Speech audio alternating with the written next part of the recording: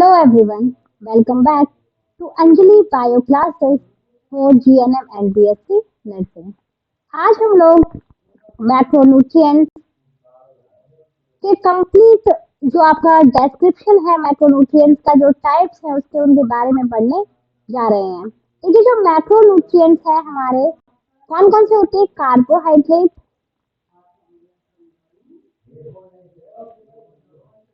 Protein और carbohydrate sorry fat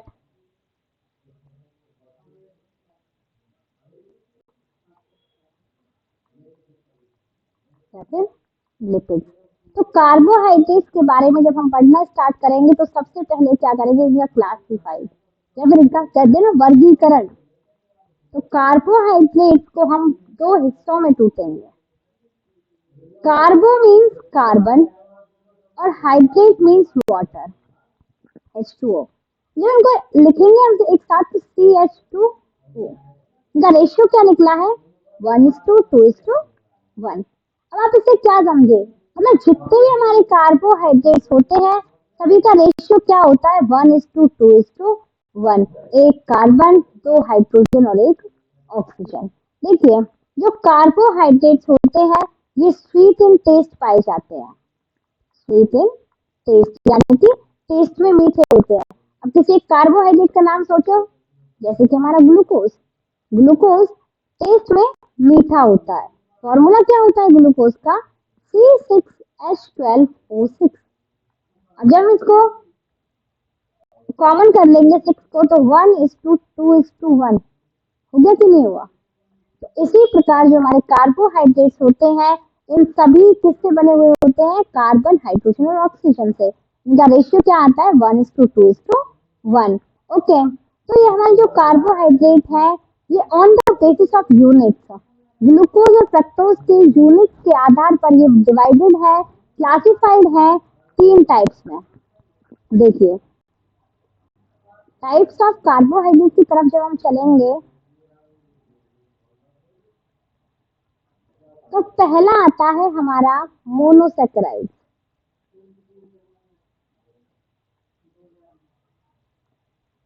दूसरा होता है डाइसेकेराइड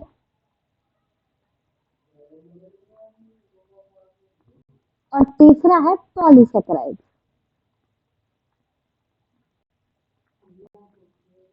एक चीज हमेशा याद रखना, वे कार्बोहाइड्रेट का ही दूसरा नाम सेकेराइड होता है क्योंकि ये स्वीट इन टेस्ट होते हैं।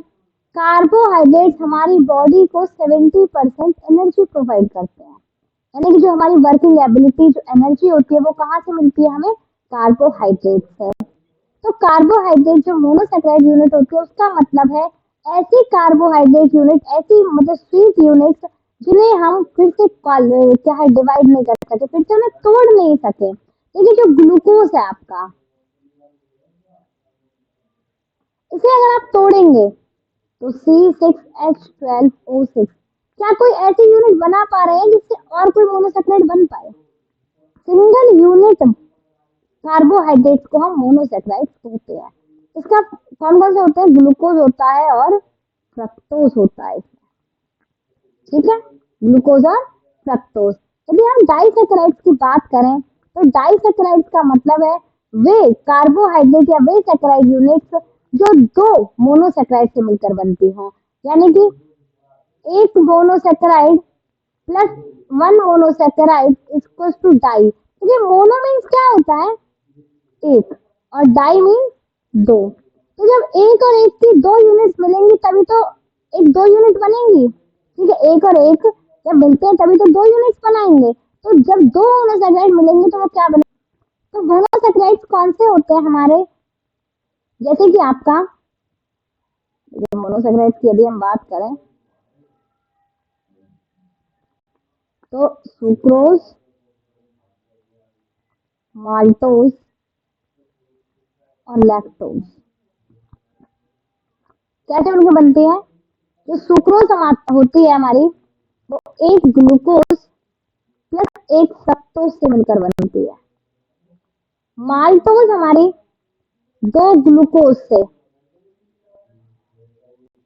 और lactose 1 galactose plus 1 glucose.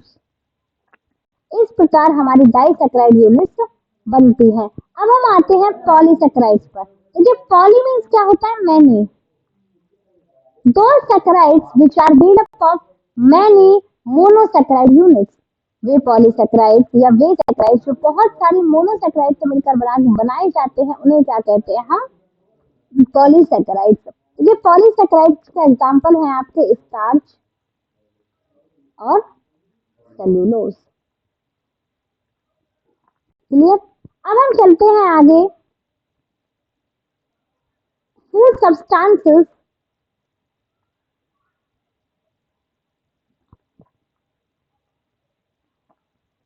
that are the source of carbohydrate.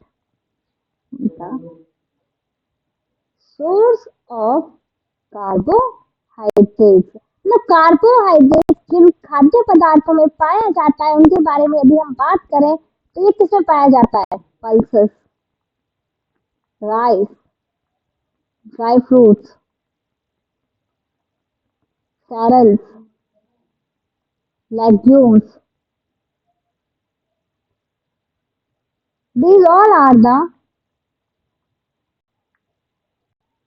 richest source of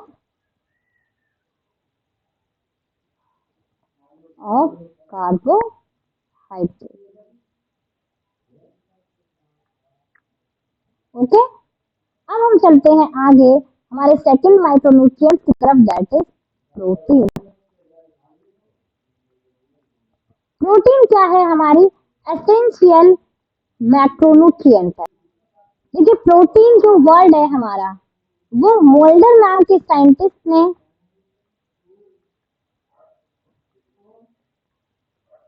1838 में दिया था। ठीक है, प्रोटीन वर्ड मोल्डर साइंटिस्ट ने 1838 में दिया था। देखिए प्रोटीन जो होती हैं हमारी बॉडी में एसेंशियल फंक्शनिंग करती हैं, एसेंशियल फंक्शन प्ले करती हैं।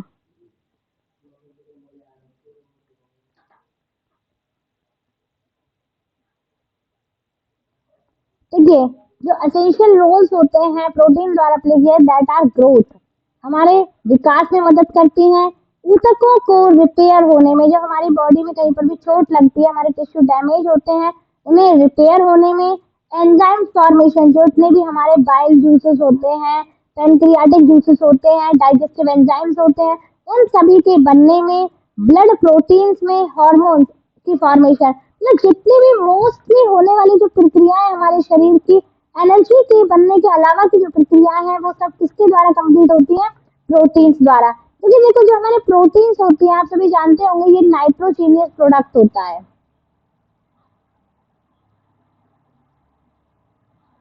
और बहुत सारे अमीनो एसिड्स को मिलकर प्रोटीन्स बनाई जाती है। ठीक है, तो जो प्रोटीन्स है बहुत सारे अमीनो एसिड्स को मिलकर बनती है, और अमीनो एसिड्स हमारे नाइट्रोजन और हाइड्रोजन से मिले हुए प्रोडक्ट्स होते हैं। देखिए जो प्रोटीन्स होती हैं ये भी क्लासिफाइड हैं 3 प्रकार से, सिंपल प्रोटीन,